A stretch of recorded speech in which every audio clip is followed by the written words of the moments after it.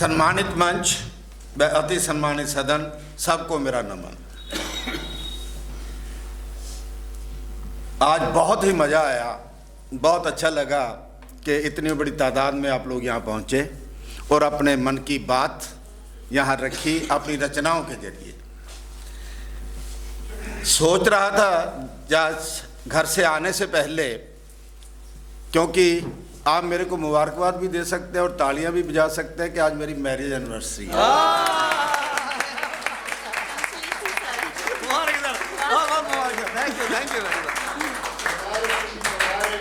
Thank you very much. You can also throw a party.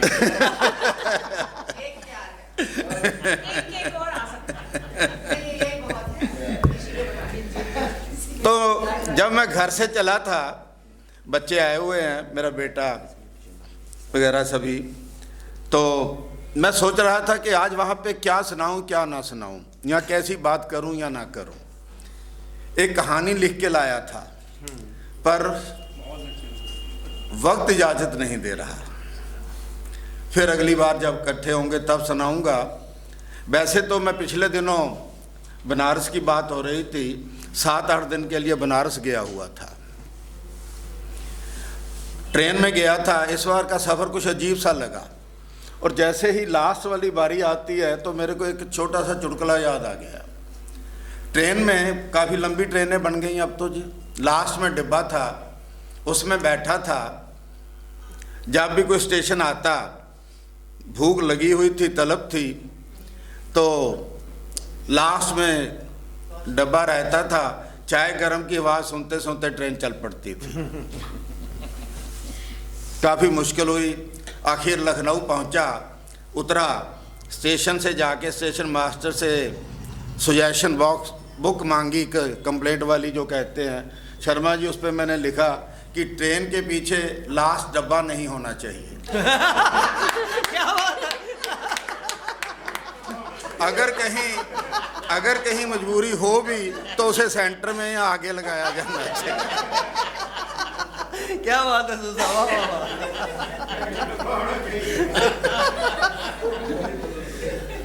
तो यानी आओ अभी एक लास्ट मैंने ना, वैसे मेरी जैसे आपको पता है कि जो यहाँ बोल के गए मैं उनके बारे में कुछ ना कुछ लिख रहा था। भूमिका तो नहीं बांध सकता, बहुत वक्त लग जाएगा। कुछ शेर मैंने जो आते याद आते गए। आपको पता है मैं शायर नहीं हूँ, लिखे हुए बोले हुए शेर मेरे को याद रहते हैं, और मैं लिख के भी बहुत कम लाता हूँ, यहीं बैठ के लिख लेता हूँ जो जिस पे बोलना चाहिए।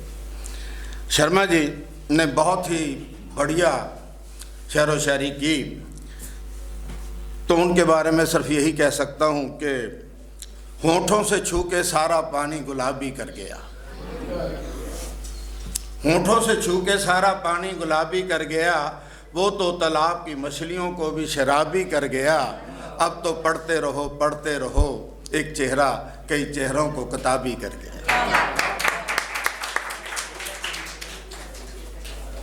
छोटा कद, मेरा भी कोई ज़्यादा बड़ा कद नहीं है। मैम के बारे में बहुत अच्छा बोलती है, बच्चों के बारे में बहुत अच्छा लिखती हैं। पता नहीं क्यों आप कहते हैं जी मैं नहीं सुनाऊंगी, जब आ ही गए तो सुनाया कीजिए। ये तो सागर की वजह से, मंजू मैम की वजह से हो ना सका किसी को उसके कद का गुमा, हो ना सका किसी को उसके कद का गुमा, वो आसमां है सर झुका के चलता है।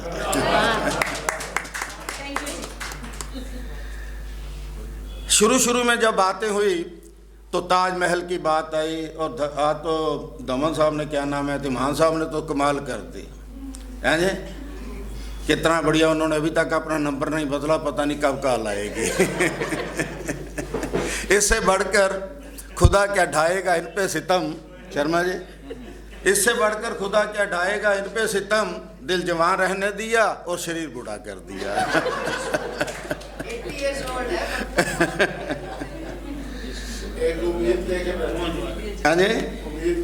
उम्मीद लेके बैठे। शुरू में एक बच्ची ने कुछ मौत के बारे में बातें करी। अभी तो उसने कुछ दिन देखे भी नहीं होंगे, हम तो बहुत आगे निकले हुए हैं, अभी से वो ऐसी बातें कर रही है। और कहते हैं कि कबीरा जब तुम आए जगत में, आम आप सुनते हैं, जग हंसा तुम रोए, ऐसी करनी कर चलो, तुम हंसो और जग रोए। हम इस संसार में जब आते हैं तो सभी जानते हैं कि हम रो रहे होते हैं और हम समाज या हमारे रिश्तेदार हंस रहे होते हैं, और जब हम यहाँ से जाते हैं तो उल्टा हो रहा है, वो रो रहे होते हैं। जबकि हम अगर सोचें कि हमने समाज को, इस दुनिया को बहुत कुछ दिया होता है, परंतु आप एक बात देखिए कि जब कोई भी इंसान अपने समाज को कुछ देता है, स्पोर्ट्स पर्सन को ले लीजिए, विक्ट्री स्टैंड पे खड़ा किया जाता है 1 2 3 नंबर पे, तालियां उसके लिए बज रही होती हैं कि क्यों? क्योंकि उसने अपने देश को कुछ दिया होता है, इसीलिए उसे याद किया जाता है कि हम समाज को क्या दे के जाते हैं। और ये बच्चे जो आने वाले कल के कर्णधार हैं, मेरा एक प्यारा सा किसी शायर का एक बहुत शेर मेरे को बहुत अच्छा लगता है कि यहाँ हर शख्स हर वक्त कोई ना कोई हादसा होने से डरता है, खिलौना है वो माटी का, फना होने से डरता है, मेरे दिल के किसी कोने में एक मासूम सा बच्चा देखकर बड़ों की दुनिया बड़ा होने से डरता है। बहुत अच्छे साहब, वाह। उसके ही साये में पल के उसे बर्बाद ना कर दे, ये सोचकर पेड़ा घना होने से डरता है। कभी भी एक बड़े पेड़ के नीचे छोटा वो नहीं होता, पेड़ उगता नहीं है। सो हमारा फर्ज बनता है कि हम इन बच्चों को आने वाले कल को संभाल कर रखें। ये हमारा फर्ज है कि आज हमारे समाज में हमारे बच्चों को जहाँ होना चाहिए था शायद वहाँ नहीं है। आप टीचर हैं, बैठे हैं मैम, आप भी इस बात को अच्छी तरह समझते होंगे, कहीं ना कहीं कोई ना कोई तो कमी है। खैर एनी हो, मैं ज़्यादा बातें ना करता हुआ कुछ शेरों को जो मैंने यहाँ बैठे बैठे याद करके लिखे। मैडम आपने एक बहुत अच्छी बात करी थी, बहुत बढ़िया आप पढ़ रहे थे। उसे किसने इजाज़त दी गुलों से बात करने की? उसे किसने इजाज़त दी गुलों से बात करने की, जिसे सलीका तक नहीं आता चमन में पाँव धरने की।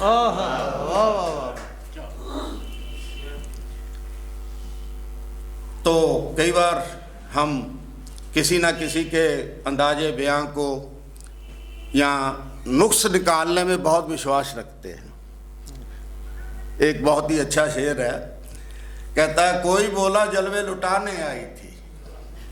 शर्मा जी, हाँ।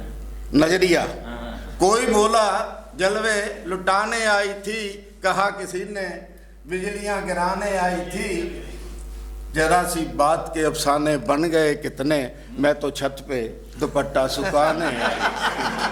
क्या बात है, अपना अपना नजरिया है, ठीक है जी। एक बात आई कि आपने कहा कि गुरूर, किसी ने बात करी थी गुरूर की। मेरा मनपसंद एक शेर है कि माना के इंकसार भी बड़ी चीज है, लेकिन माना के इंकसार भी बड़ी चीज है, लेकिन मगरूर से गुरूर ना करना एक गुनाह है। जो मगरूर है अगर उसके साथ गुरूर ना किया जाए तो शायद मैं उसे मानता हूँ एक गुनाह है। फिर एक बात आई बच्चों के बारे में भी। एक बहुत ही अच्छा शायर ने 2 लाइनें लिखी हैं कि नन्हे हाथों को चांद सितारे छूने दो, नन्हे हाथों को चांद सितारे छूने दो, वरना 4 किताबें पढ़कर ये हमारे जैसे हो जाएंगे। सो बहुत कुछ कहा जा सकता है, पर और कुछ ना कहता हुआ आखिर में आप सभी को मुबारकबाद देता हूँ।